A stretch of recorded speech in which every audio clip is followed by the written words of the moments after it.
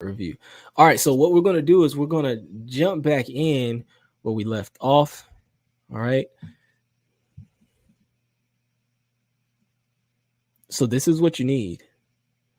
These are the required documents. So that 174 is phase one. The SRB is phase one. Academic worksheet is phase one. The college transcripts, phase one. Your ACFT scorecard, 1 October or later is due phase one. So if you got that beautiful 600, but it was taken in September, you need an updated ACFT card. And then phase two, PMS letter, 104R. It needs to be complete along with any and all waivers. And guess what? It's just that simple, right? It's just that simple. Let's talk before we go to counterpart. Let's talk about the offer letter. All right. I want to remind you that upon completion of phase two, that's when your offer letter is going to be generated, and your offer letter is going to be sent to your company level commander. Be in touch with your company level commander because you know they're busy and you're just one of how many ever other service members they're responsible for. It may be 100 to 200 service members that they are responsible for. So be in constant communication with your company level commander, not battalion level, not brigade level, certainly not brigade level. Like, leave them alone. It's going to your company level, and just inform them, hey, it's coming via email.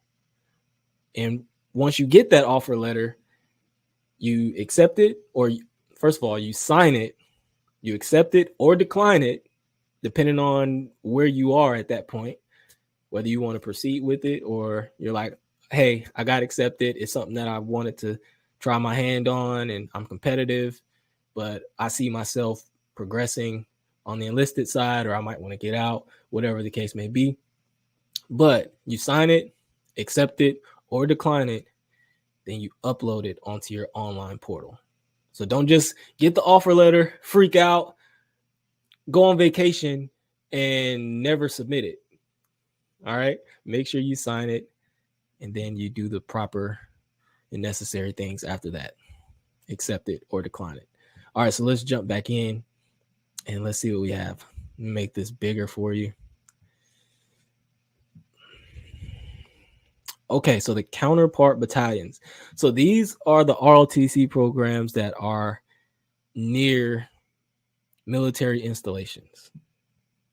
Okay, so you have Campbell University, and their counterpart program, or their counterpart, would be Fort Bragg, North Carolina, for instance. That's their counterpart post.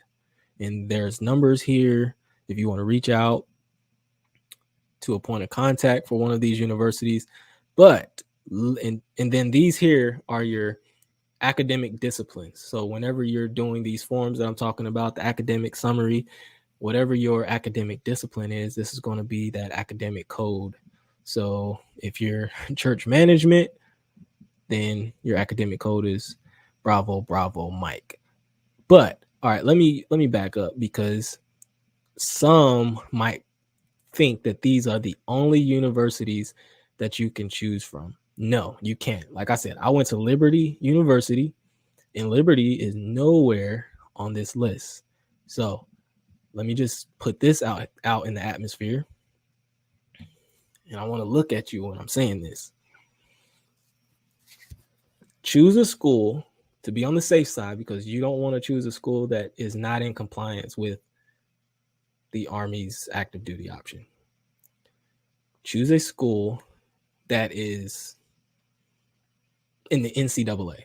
You can't go wrong if you choose a school that's in the NCAA. All right, look at some schools. What schools are in the NCAA? Go to that school. Make sure they have an ROTC program. Make sure they accept you, and you do all that's required in this handbook here. But don't think that these are the only schools that you can choose from, because they're not. Okay.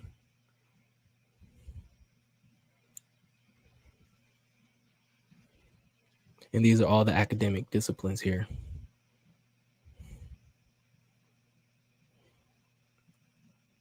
So you have a lot to choose from.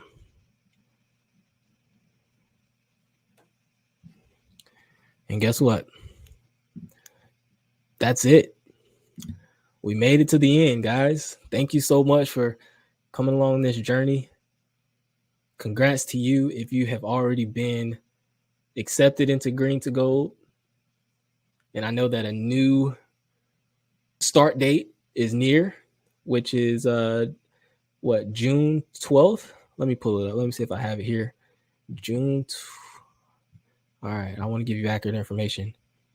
Yes, 12 June. And this is straight from Cadet Command Green to Gold, their official Facebook page. Hello to all. Just wanted to remind those of you considering applying for Green to Gold this year that the application window opens 12 June 2023. So it's time. It's time. You've been thinking about it for way too long. Your time is here. Your time is now. If you tried before and you didn't get in, guess what? This is the perfect time. You've probably made yourself more competitive. You know the system. You know what they're looking for. You know how you can improve. You know what you need to be on top of. And if you ever have questions or need assistance with anything, look, I made this long behind video that probably only one or two people are really going to look at and take seriously. Just honestly, that's how dedicated I am to helping that one person. I know this video is not for everybody. I know it. I realize it.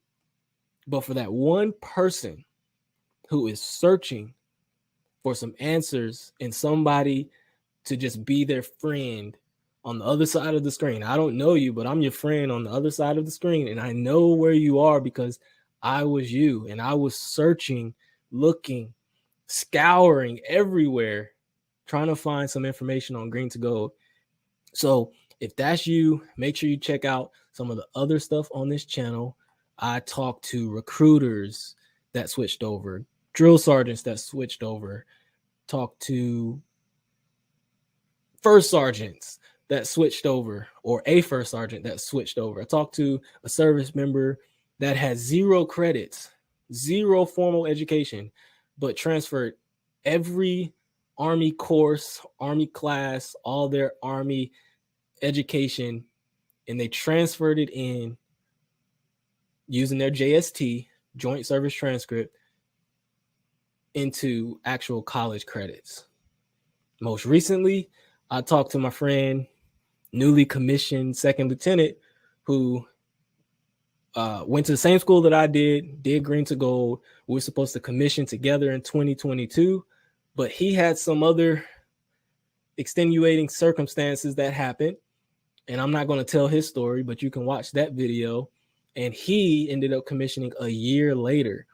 And I bring that up because you're going to need motivation along the way.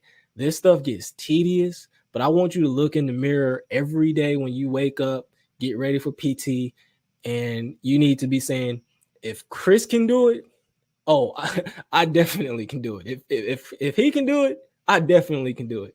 Because I was a 28-year-old specialist promotable, and I got promoted, but it wasn't easy.